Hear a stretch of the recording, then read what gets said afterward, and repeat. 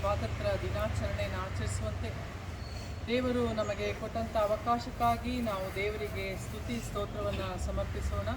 ನಾವು ಸಂಗೀತದಲ್ಲಿ ಸ್ತೋತ್ರವನ್ನು ತಮ್ಮ ದೇವರಿಗೆ ಅರ್ಪಿಸ ಬನ್ನಿ. ಒಂದು ಚರಣವನ್ನು ನಾವು ಮಾಡೋಣ. ಸ್ತೋತ್ರವನ್ನು ತಮ್ಮ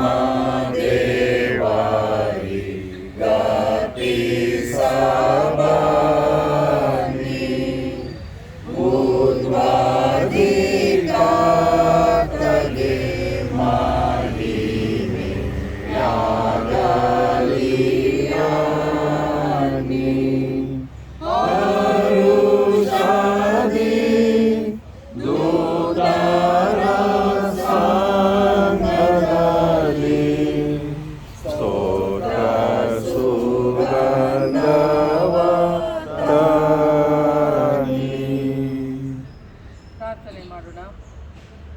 ಪರಮ ಪ್ರೀತಿಯುಳ್ಳ ನಮ್ಮ ತಂದೆಯಾದ ದೇವರೇ, ಇಡೀ ಸೃಷ್ಟಿಯನ್ನು ಉಂಟು ಮಾಡಿದಂತಹ ಸೃಷ್ಟಿಕರ್ತನು ನೀನು. ಮಾನವರಾದಂತಹ ನಮ್ಮನ್ನು ಉಂಟು ಮಾಡಿ ಅನೇಕ ರೀತಿಯಾಗಿ ನಮ್ಮನ್ನು ಮುನ್ನಡೆಸುತ್ತಾ ನಮಗೋಸ್ಕರ ದೇಶವನ್ನು ದಯಪಾಲಿಸಿದಂತಹ ಸ್ವಾಮಿ ನೀನಾಗಿದ್ದಕ್ಕಾಗಿ ನನಗೆ ಅನಂತ ಸ್ತೋತ್ರವಾಗಲಿ.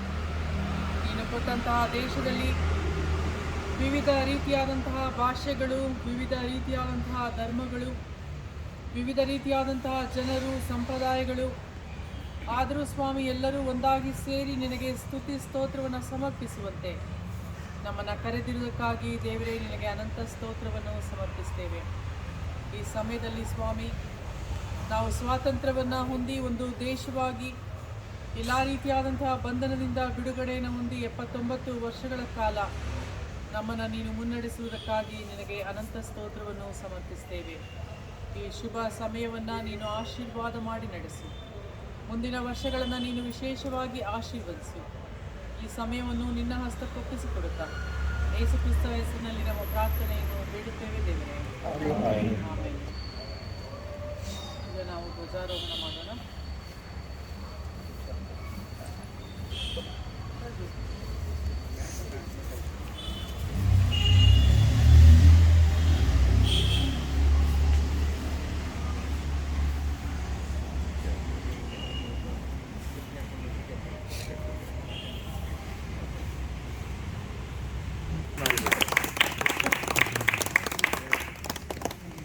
ರಾಷ್ಟ್ರಗೀತೆನ ಹಾಡೋಣ.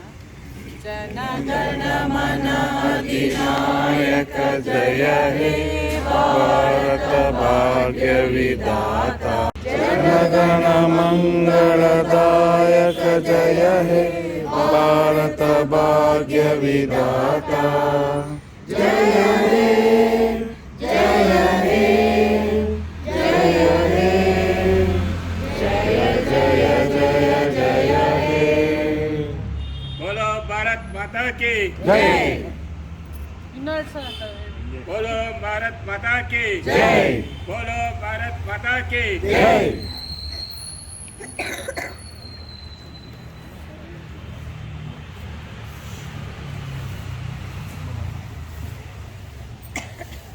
ಈ ಒಂದು ಒಳ್ಳೆಯ ಸಮಯದಲ್ಲಿ ದೇವರ ವಾಕ್ಯ ಪರಿಚ್ಛೇದವನ್ನು ನಾವು ಕೇಳುವಾಗ ಮೀಕನ ಪ್ರವಾದನೆ ಗ್ರಂಥ 6ನೇ ಅಧ್ಯಾಯ 6 ವಚನದಿಂದ 8 ವಚನದವರೆಗೆ ಹೀಗೆ ಬರೆದಿದೆ. ನಾನು ಯೆಹೋವನ ಸನ್ನಿಧಿಯಲ್ಲಿ ಯಾವ ಕಾಣಿಕೆಯೊಡನೆ ಕಾಣಿಸಿಕೊಳ್ಳಲಿ, ಯಾವುದನ್ನರ್ಪಿಸಿ ಮಹೋನ್ನತ ದೇವರ ಸಮ್ಮುಖದಲ್ಲಿ ಅಡ್ಡ ಬೀಳಲಿ.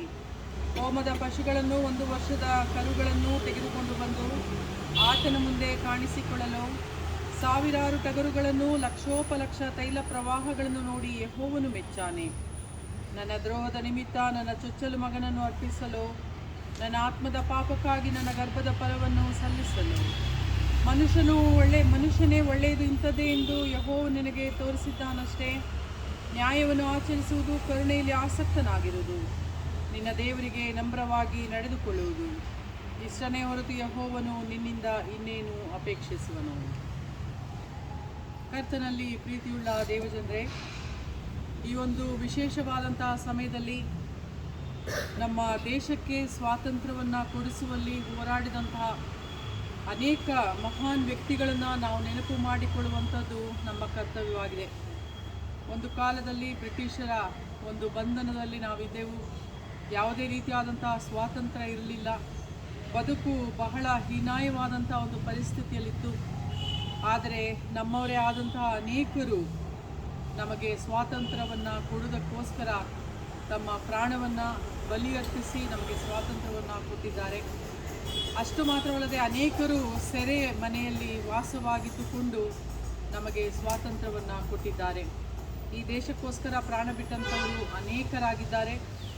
ಈ ದೇಶಕ್ಕೋಸ್ಕರ ನಾವು ಏನನ್ನ ಮಾಡಬೇಕು? ಮೊದಲು ನಾವು ಭಾರತೀಯರು, ಆಮೇಲೆ ನಮ್ಮ ಧರ್ಮ, ನಮ್ಮ ಸಂಪ್ರದಾಯ ಎಲ್ಲವೂ ಕೂಡ ಬರ್ತದೆ.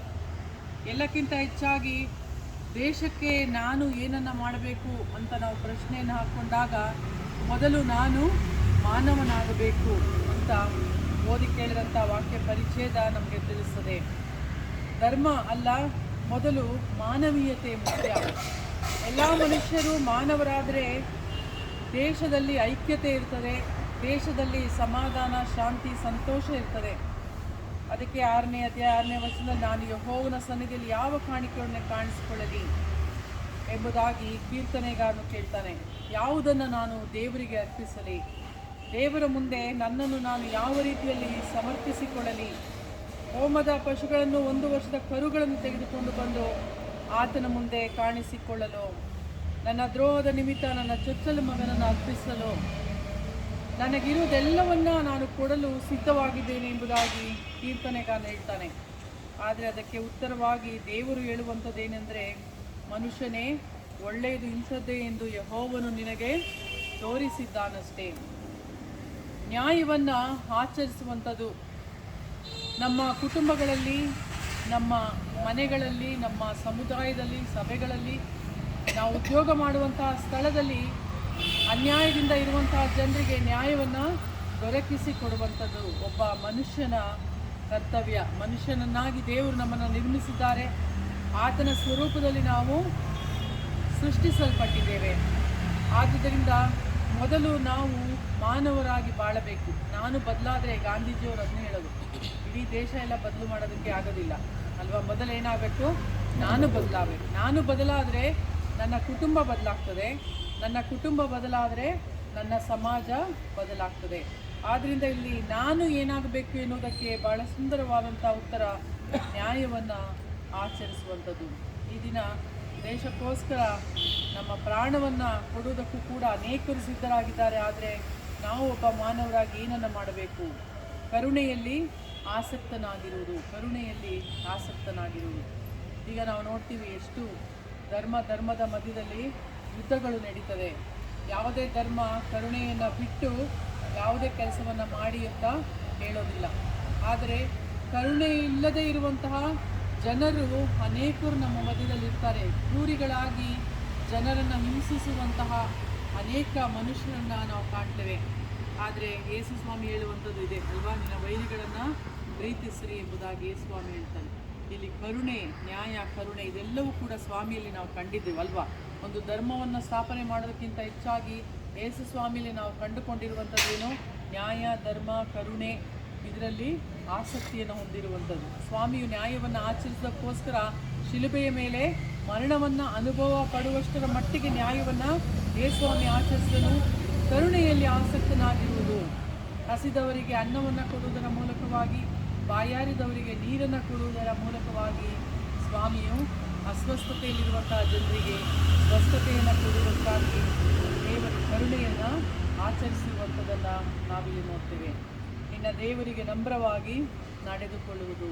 ಎಲ್ಲ ದೇವರು ನ್ಯಾಯ, ನೀತಿ, ಧರ್ಮದ ಬಗ್ಗೆ ಹೇಳ್ತಾರೆ. ಆದ್ದರಿಂದ ದೇವರಿಗೆ ನಾವು ನಮ್ರವಾಗಿ ನಡೆದುಕೊಳ್ಳಬೇಕು. ದೇವರಿಗೆ ನಾವು ಭಯಪಡುವುದಾದರೆ ಯಾವ ಮನುಷ್ಯರಿಗೂ ಕೂಡ ನಾವು ಭಯಪಡುವಂತಹ ಅಗತ್ಯತೆ ಇಲ್ಲ. ಈ 3 ವಿಚಾರಗಳನ್ನು ನಮ್ಮ ಹೃದಯದಲ್ಲಿ ಇರಿಸಿಕೊಂಡು ನಮ್ಮ ದೇಶಕ್ಕೋಸ್ಕರ ನಾವು ಪ್ರಾರ್ಥನೆ ಮಾಡುತ್ತಾ ಮುಂದೆ ಸಾಗೋಣ. ಹಾಗಾಗುವಂತೆ ದೇವರು ನಮ್ಮೆಲ್ಲರನ್ನು ಆಶೀರ್ವದಿಸಲಿ. ಪ್ರಾರ್ಥನೆ ಮಾಡೋಣ. ಪ್ರೀತಿ ಸ್ವರೂಪನಾದಂತಹ ದೇವರೇ, ನಾವು ಕಳೆದಂಥ ಈ ಸಮಯಕ್ಕಾಗಿ ನಿನಗೆ ಅನಂತ ಸ್ತೋತ್ರವನ್ನು ಸಮರ್ಪಿಸ್ತೇವೆ.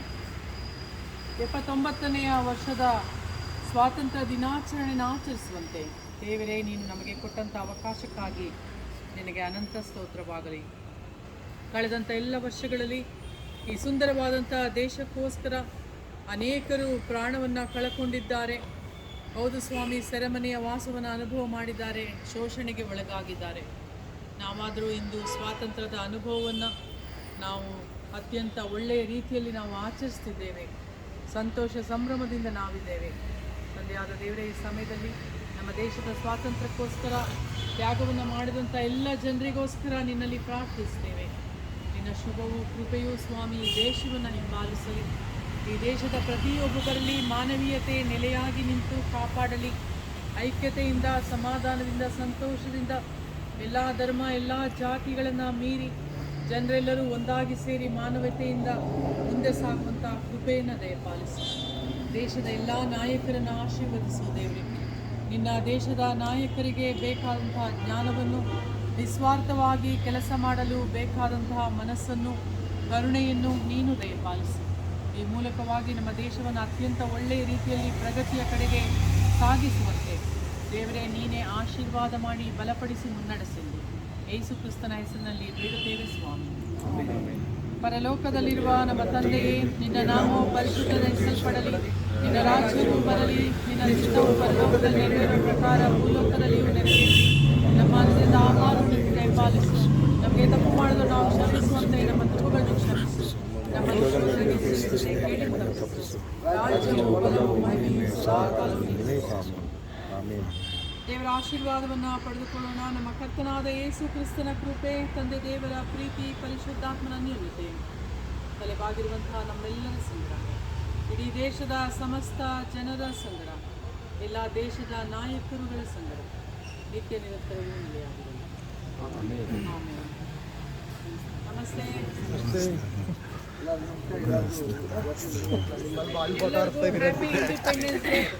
Happy Independence Day. Thank you.